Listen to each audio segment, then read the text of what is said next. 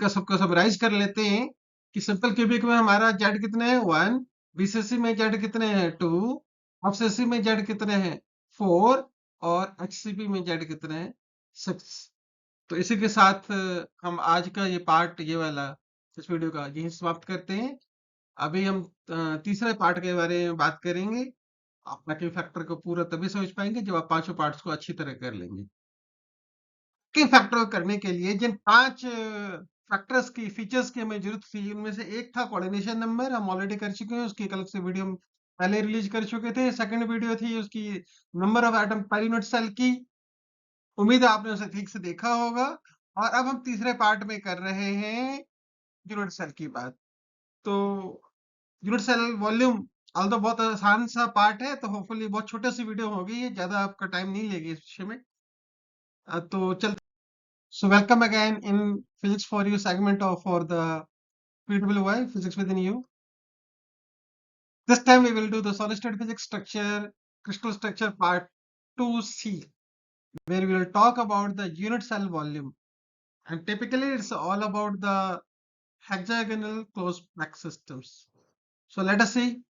So let's begin the third feature, estimation for the unit cell volume. Now you know about the unit cell volumes. We have three structures are cubic. Those are simple cubic and body center cubic, face center cubic. You can see whatsoever be the atom inside of other two, but overall volume if you talk about, so we can see only a cube is there, right? So it's a cube there. In all the three cases there is a cube.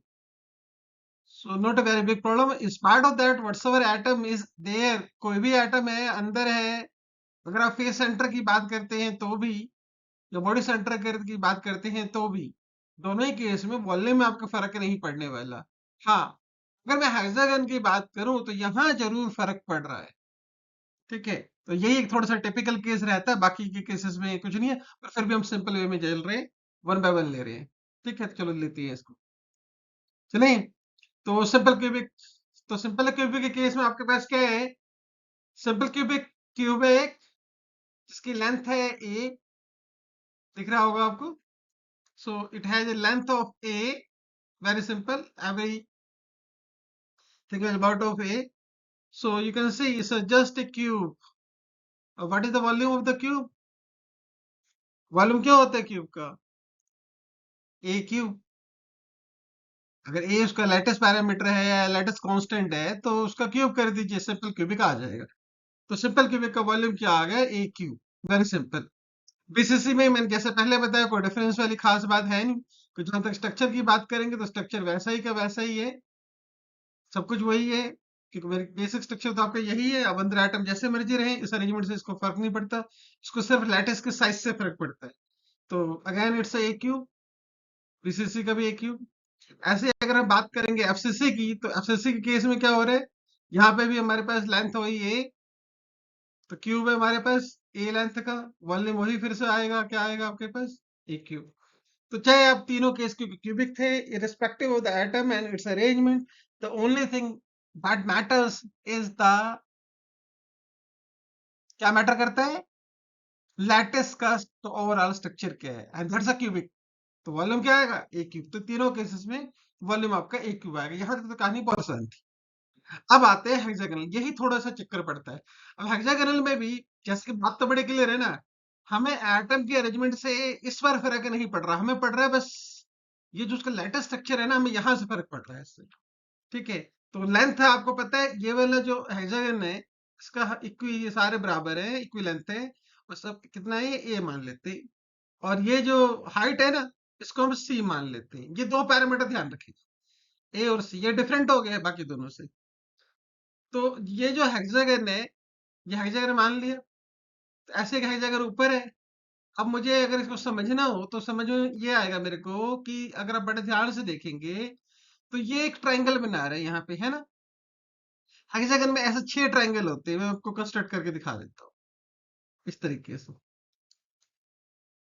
ठीक है ना? और ये 6 के 6 equilateral होते हैं, मतलब ये ट्रायंगल इक्विलेटरल है, सारे आर्म बराबर है, तो ये एंगल कितने का होगा? 60 का।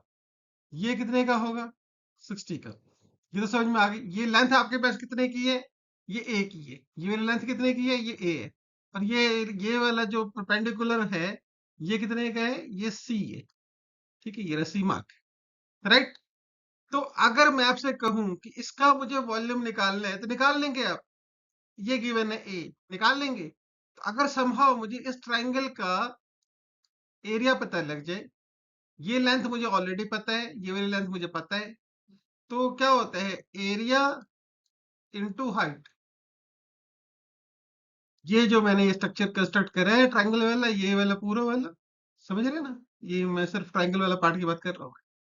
इसका वॉल्यूम आ जाएगा आपके पास ए एच। तो पहले हम ए निकालेंगे, एच तो हमें पता ही है किससे ये। ठीक है, तो ये तो हो ही जाएगा। और उसको हम फिर क्या करेंगे?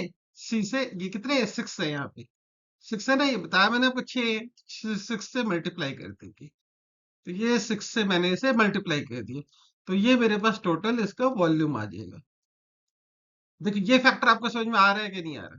मैं दोबारा बोल देता हूँ, क्योंकि ये ऐसे ट्राइंगल है, 6 ट्राइंगल है ऐसे, गिनेंगे 1 2 3 4 5 6।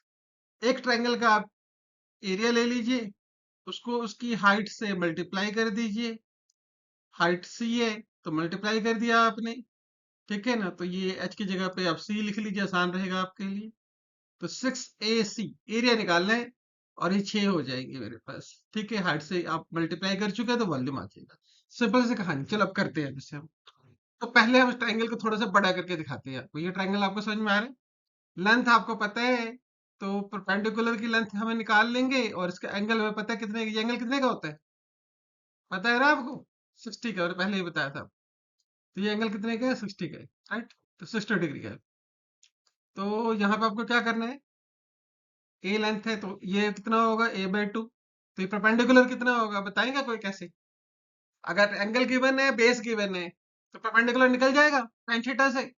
tan 60 की वैल्यू √3, बेस की वैल्यू A/2, मल्टीप्लाई कर दीजिए। तो सिंपल आप फार्मूला लगाइए किसका? tan थीटा का। tan थीटा क्या होता है? tan थीटा क्या होता है? यहाँ 60 है, परपेंडिकुलर अपॉन बेस। परपेंडिकुलर क्या है? ये ट्राइंगल की अगर सिर्फ बात करेंगे, मैं सिर्फ अगर इस ट्राइंगल की बात करूं, तो आप आराम से निकाल सकते हैं इसको। ठीक है ना? तो ये ट्राइंगल कैसा है? ये एंगल भी 60 का है। अगर ये 60 का है, दोनों एक जैसे ट्राइंगल है। ये एंगल 60 का है, ये है परपेंडिकुलर √3 बाई, और ये है base. Ten perpendicular upon base. तो बेस मेरा है A/2। इन सब की वैल्यू पता है, तो मेरे को ये निकल जाएगा, और ये मेरी वैल्यू है। I hope you get this thing. ये आपको समझ में आ गया सारा? तो कितना आ रहा है बताइए फिर? क्या होता है formula? Half into perpendicular into base. कर दिया आपने, निकल जाएगा ना यहाँ से। अब मैं इस ट्राइंगल की बात कर रहा हूँ पूरी, अब सिर्फ इस ट्राइंगल की बात नहीं रहेगी। जब एरिया हम निकाल रहे हैं, हम इस ट्राइंगल से क्या निकाल रहे थे? पहले ये परपेंडिकुलर निकाल लिया। अब ये परपेंडिकुलर है और ये बेस है। ये परपेंडिकुलर है, दोबारा बता देता हूँ, ये परपेंडिकुलर है और ये इसका बेस है। तो बेस है ए, और परपेंडिकुलर की वैल्यू मैंने निकाल दी। ठीक है, और परपेंडिकुलर निकालने के लिए मैंने इस वाले ट्राइंगल का यूज करा था। ठीक है, तो आप ऐसे कर सकते हैं, समझ सकते हैं। तो ये आपके पास आ गया एरिया। तो हमारा पहला काम हो गया, ये टिक कर दें, ऐसे ये हो गया हमारे पास, एरिया आ गया। इसकी पहले थोड़ा और ठीक कर लेते हैं, थोड़ा और छोटा कर लेते हैं, तो ये हमारे पास ये आ। तो हमारे पास क्या आ चुका है? एरिया आ चुका है। किसका एरिया आ गया है? इनमें से किसी एक का एरिया आ गया। चलते हैं। अब अगर मैं इसको सी से मल्टीप्लाई कर दोगे, जैसे मैंने पहले ही कहा कि इसको अगर आप सी से मल्टीप्लाई कर दोगे, तो आपके पास क्या आ जाएगा? इस छोटे से हिस्से का ये पूरा जो ये वाला पार्ट है, इसका वॉल्यूम आ गया। समझ गए? इसका क्या आ गया आपके पास? वॉल्यूम आ गया। तो आपने वॉल्यूम निकाल लिया। पर ऐसे कितने वॉल्यूम है यहाँ पे? 1 2 3 4 5 और ये 6। तो ऐसा 6 है मेरे पास। तो क्या करना है मुझे? मुझे 6 से मल्टीप्लाई करना है। तो कर देते हैं। कर दिया। आप इसको सॉल्व करिए, इसको कट करिए, यहाँ से कट हो जाएगा। सॉल्व करके ये आएगा √3 3/2 A² और सी, क्योंकि इससे हाइट से मल्टीप्लाई करना है ना ये। तो कितना आ गया मेरे पास यूनिट सेल वॉल्यूम? √3/2 ए स्क्वायर सी, थ्राइस 3 टाइम। तो 3√3/2 ए स्क्वायर सी। ये समझ में आ गया आपको? कोई दिक्कत वाली बात तो नहीं है ना यहाँ पे? सिर्फ आपको इस चीज को करना था, और उसके लिए इस ट्राइंगल को आपको समझना है। तो इसे समरी के लिए कुछ खास है नहीं, समरी सिर्फ इतनी ही है कि जो तीनों आपके क्यूबिक स्ट्रक्चर्स है, एससी, बीसीसी और एफसीसी, वो तो सिंपल क्यूब्स है। तो सिंपल क्यूब का वॉल्यूम क्या होता है? A cube. Nothing to show, nothing to think about much. हाँ, एचसीपी में थोड़ा सा बच्चों को कई बार लगता है कि हाँ यार नहीं हो पाएगा, तो कुछ नहीं करना आपको। आपको सिर्फ ये समझना है कि ये जो हेक्सागन है, इसके 1/6 पार्ट का ये ले लेना है मुझे। ये 6th पार्ट ले लिया, ये वाला जो ट्रायंगल मैंने बनाया था।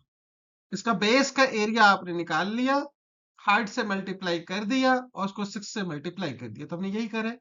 सी तो पता ही था, ए निकाला, ए निकालने के लिए ये तामझाम करा और 6 से मल्टीप्लाई कर दिया, आ गया। इस तामझाम में खास बात क्या है कि हमने दो बार काम करा। हमने पहले परपेंडिकुलर की लेंथ निकाली 1060 से, और फिर हमने एरिया निकाला हाफ बेस इंटू परपेंडिकुलर। तो ये हमारे पास फॉर्मूला आ गया।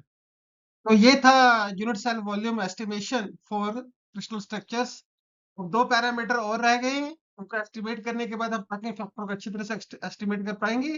तो 2-3 वीडियो और उसकी कंटिन्यूएशन में हम चलेंगे इस पार्ट के। तो हमारे साथ बने रहिए अगले पार्ट को देखने के लिए। So thanks for the learning with वाइजस। एज यूजुअल मिलते हैं फिर से।